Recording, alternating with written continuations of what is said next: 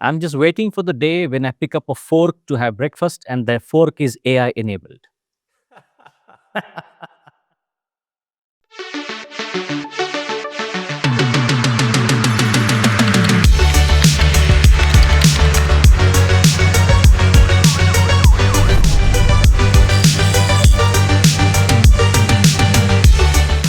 Hello, everyone, and welcome to the fourth episode of our podcast on cybersecurity. Dr. Byrd, welcome to the fourth episode. How are you feeling? I'm doing great, Aniket. I can't believe it's been four already, four episodes. It just feels seamless. This transition that we've gone, this journey from talking about some of the cybersecurity threats that Yep. organizations and individuals are facing, to Yes. now our conversation on AI. It's a hot topic. I'm Hot glad to topic be here. indeed. Yeah, Exactly. hot topic indeed. So, today in the fourth episode, we are going to focus on the threats from AI and the threats to AI. Um, there have been many instances where AI has been giving out wrong answers. Some people asking for medical opinion and medical help from ChatGPT and getting themselves admitted into a hospital by following the wrong advice. And that's just the outer layer of these threats. You and I deal with a lot of enterprise networks where there are thousands of computers connected to the internal network on the internet, and there is all kinds of AI running around in that enterprise network as well. So, how do you perceive these threats from AI, Dr. Bird? Just like you articulated, Aniket, there's so many issues that organizations face. One thing I would recommend for organizations to do is to set up a governing committee. Mm. Set up the standard of what the policies look like, what the governance looks like for your organization. This is the code of ethics. This is Yeah, the official use, of the technology. So you can yeah, have an understanding and also educate your associates on what good looks like. The last thing you want to do is to let this AI, uh, uh, I'll call it a steam wheel, if you will, get yeah, away from you. And when it gets away from you, you will see things like, you know, unofficial use of AI, where mm, individuals are starting to solve business problems on their own. They call it shadow AI. I think that's the official term of it, where associates are starting to solve problems on their own, use unapproved tools and technologies, and that yeah. puts your data and your enterprise at risk, right? So organizations really want to get a handle on what the policy looks like, what the official use cases, and Yeah. vet and take the security approach to integrating technology into the enterprise through your formal methods. See, I've been in the process of creating a few of these cybersecurity commissions and committees for some of the organizations I was consulting with. And the most common question that I get is just one word: why? Why do we even need to form this AI committee? So, what kind of threats are we looking at? You talked about unauthorized AI tools being used by the employees. What threats can emerge from that?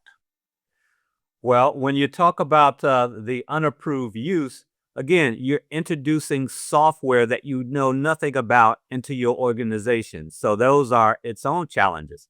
And from a governance standpoint, you want to make sure you have official licensing and the official scope of use of that technology. Yeah. And Yeah. we aren't talking about freeware. You're talking about paying for licenses and things like that.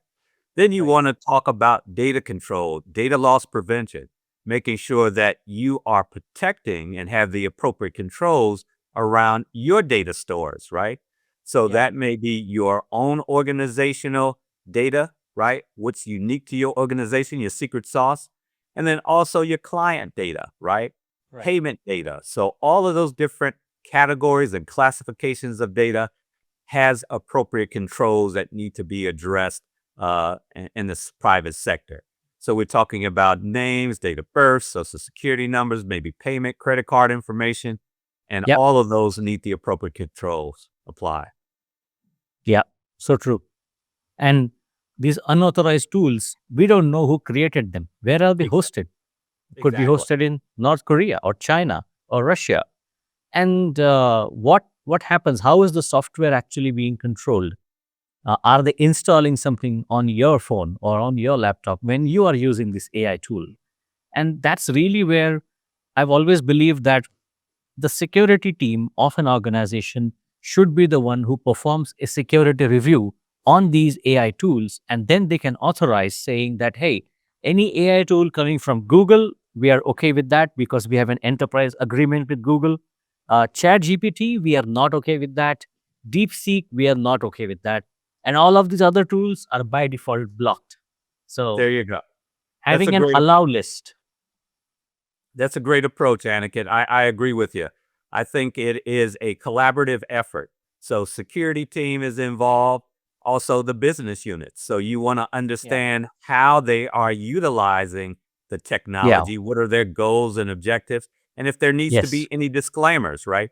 And disclaimers to the customers, right? Your internal team or the Yep. external clients on, hey, we're utilizing AI and this is what, it's utilized for, and Yeah. any kind of parameters are prohibited and not within scope, because the Yeah. last thing you want is an agentic system or generative AI system to prompt, chatbot rather, to Yeah. prompt a client into entering data that is not secured and designed for. And to your point, if that data is not hosted internally, you don't know where that data is going, right? Yeah. So it's Yeah. important to put those guardrails and controls around integrating technology into the enterprise.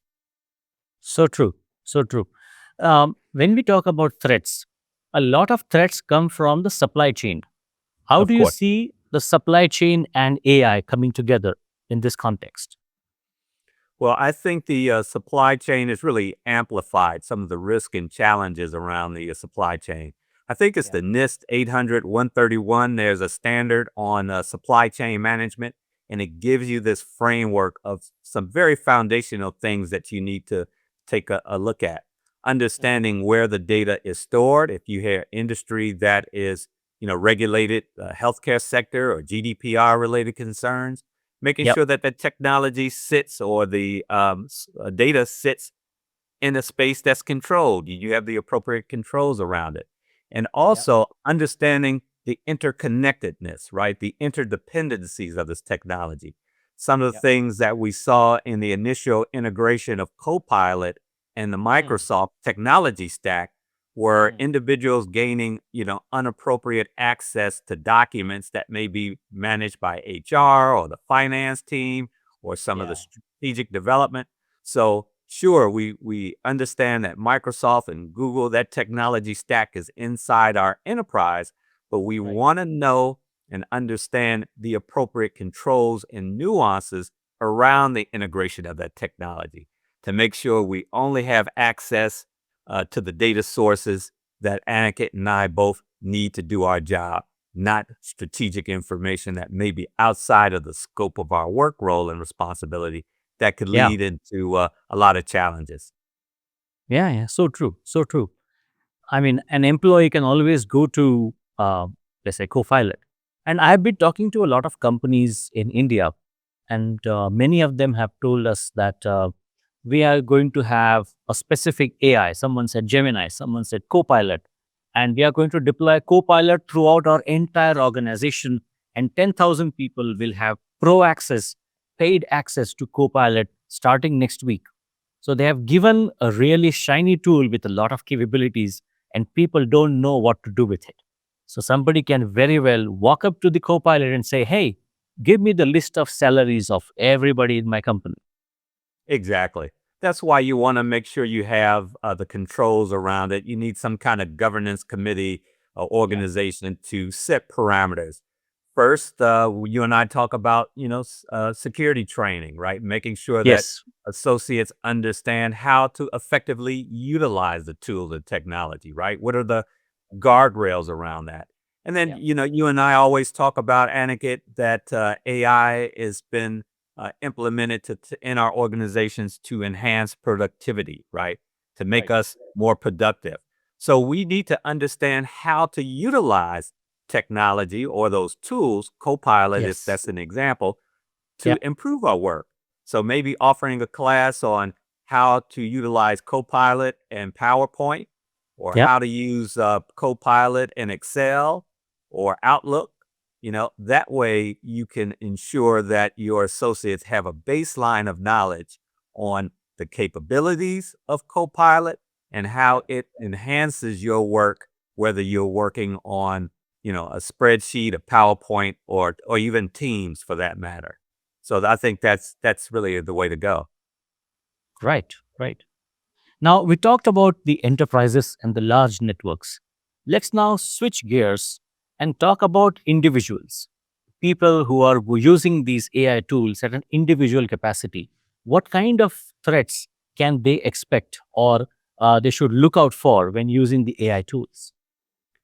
Well, I'm telling everybody that you just need to understand the power of these generative AI tools. We see it in the fraud and threat landscape quite a bit.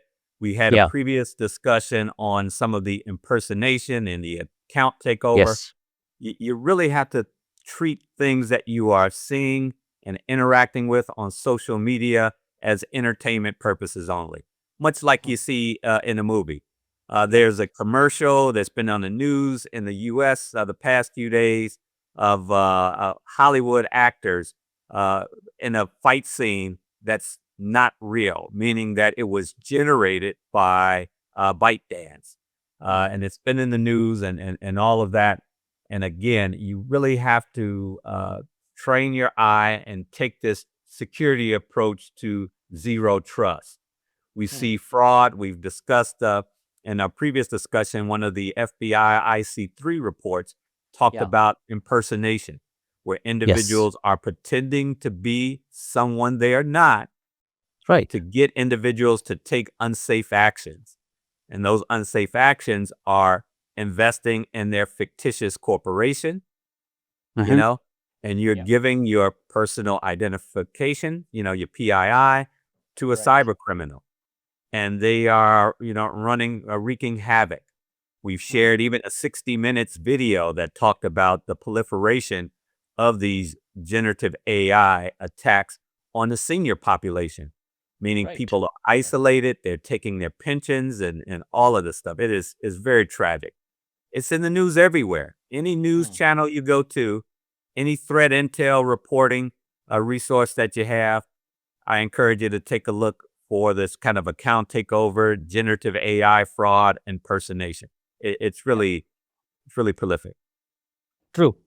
You mentioned about the IC3. Yeah, so IC3 releases the Internet Crime Center report on an annual basis. And over there, they really go deep into how much money was lost because of this cause. And Yes. I've been seeing ransomware, phishing, and all of these being the main causes in the last 4 to 5 years. I'm sure that in the upcoming years, we are going to see AI as a category and how much money is being stolen or lost because of AI. Exactly, exactly. The generative AI tools, create these very realistic documents and imagery that, Yeah. most people casually can't discern whether it's true or not. And that's Yeah. what the discussion was about on the news around ByteDance and some of the video that was created with these two actors and this fictitious fight scene that was completely, image generated. And we Yeah. talked about phishing, vishing, and smishing, these social engineering, vectors or channels, Right. the use, the nefarious use of this technology, right? The malicious use of this technology only amplifies that. It makes Yeah. those phishing emails, right? Or the text messaging, which are the smishing, just Mm. really realistic. So you have Yeah. to think about what you're seeing with Yeah. context and pause and ask, someone if you aren't sure if this is legitimate or not before you take an action. Someone that you Correct. trust. Yeah. Yeah. Yeah. Very true. So take the content from social media as entertainment purpose only and choose your AI tools wisely. Is that right? Exactly.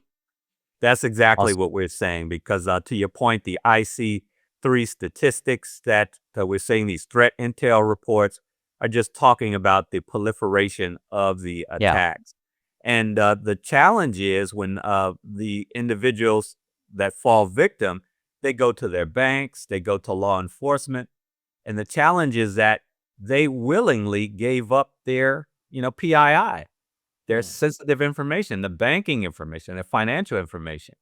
So that's the challenge, is to avoid those pitfalls up front. Yeah, So it's a challenge. These banking organizations are trying to, protect themselves and trying to protect their clients. And the best thing you can do is just not fall victim. So you really just have to be careful. absolutely. Now, I want to share something with our viewers and our listeners. There is a website called there is an AI for that.com, where it's just a Wikipedia of the different AI tools.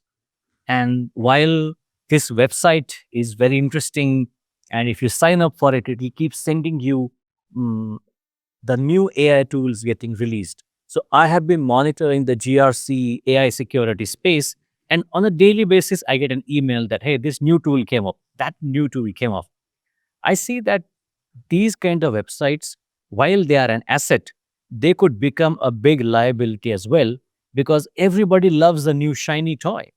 And Of if they course. come to see there is a new AI tool in the market, they want to be the first one to use it and post it on their LinkedIn and become cool in their network. But Of in that course. race, they might end up not really looking at the security angle of that tool, because that tool was uploaded just 12 hours ago and already available on there's an AI for that. And for all you know, it could be a malicious tool. Exactly. Exactly. Much like you, Aniket, I've been on this tech journey for a long time. And I remember on the iOS, the iPhone platform, Apple opened the App Store, right? And Mm. one of their, claim to fame was that they were doing some initial vetting, static and dynamic analysis of their apps, Yeah. to Yeah. determine if they were doing anything malicious, right? Right. And then also they would provide you with some additional insight on what these apps have access to on your platform. If Mm. you want a social media app, why does it have access to your contact list or your Right. location information, right? Right. So all these data points become information that can be aggregated and part of that big data journey, right? Which is Mm. part of this IoT of everything and, kind of AI. So this is not anything necessarily new. These data points have been collected and aggregated, and it's to Yeah. a point where it's being monetized, right? Yeah. Yeah. So true. So we looked at individuals, we looked at the enterprises. Towards the end, now I want to look at the government. Now, you Okay. have been working very close with the government for many, many years, and you are also associated with the NIST as well. So, how does the government perceive these AI threats, and what are they doing about this? Much like corporations, the government is trying to integrate AI in all facets of their workflow. One thing that is important to note is that the NIST, right, which is in Gaithersburg, is a standards organization that, one of the claims to fame, and there's quite a few, right? There's a big, large organization from the cybersecurity standpoint, is the cybersecurity framework, Yeah, version one, yeah, version two. And what that is a really a standard, a best practice, a baseline for how to protect, enhanced confidentiality, integrity, and availability of systems right, and resources. right. Now, as we mature and evolve, to the right of the cybersecurity framework, we Mm-hmm. also see the AI introduction, right? Yeah, The AI risk management framework. We see that they're current, and that's currently released. They are in development of the cyber AI profile, right? And there are other profiles that are standards that are being developed to address all of the nuances around the AI space, from yeah, agentic AI to the LLM challenges to, yeah, some of the insider threat issues. So it's a big, a big field, a lot of work going on in this space. And I encourage, all of our students, all of our listeners to really chime in, lean in. The great thing about these standard organizations is that they host these workshops. They open up what they call requests for information or requests for additional insight, and you can provide perspective into the development and the maturation of these standards, whether that be the cybersecurity framework, whether that be the supply chain document that we talked about, or the AI risk management framework. There are a lot of standards out there, and they need our insight for them to be truly effective. So And you're again, saying our learners can contribute to this? yeah, of course. Our learners Oh, can contribute. I attend their workshops, virtually. Sometimes I'll go in person, and I'm learning as much as the next person. yeah. Again, it's about developing a network and infrastructure of people and resources where you can, truly get an understanding about the technology and some of the challenges. The worst thing you can do is just sit on the sideline and think that you know everything. That's just not what technology is about. It's Yeah. always evolving, and as a thought leader, your organization, your community of people are looking to you to be the insight, the professional in this space. So you've got to Right. put the time in. So true. So if there is one place where you should not be, is to be on the fence when it comes That's to it. trying out these AI. Yep. So You, keep you trying got new to be. things, but keep doing safer way, right? Exactly. Exactly. That's really the way to go about it. Because again, they cover everything from, hey, what are some access control considerations? What are the mitigations and all of those things? And you just there's so much that you just have not even thought about. Yes. Especially AI now is baked into all of our tools and Hmm. technologies. Hmm. From our cars, from the autonomous cars that we talk about to Yeah. the technology inside the car. So I don't mean the autonomous driving, but even the search functions and our direction functions and things like that have AI built in it. We talked about Microsoft. AI is built into that. Our Yes. iPhones and our Android devices, it's baked in. So we cannot get away from, the integration of technology and, AI uh, in our world. I'm just waiting for the day when I pick up a fork to have breakfast and the fork is AI enabled. Yep. I'm sure they've got something at the Consumer Electronics Show. They have that's hosted in Las Vegas, I think, every year, and all of the consumer animatronics and robots and toys with AI in it. The different developers and the Yeah. vendors are there. So uh, Yeah. I wouldn't be surprised, Aniket. I wouldn't be Awesome. surprised. Yeah. I will wait for that technology and I will wait for our next episode as well. So, thank you so much, Dr. Byrd. I think it was a great episode today, and I'm sure our learners are going to love it. And we are going to wait for our next one, episode number 5. Until then, keep using AI, but use it in a safe manner. Thank you so much, everyone.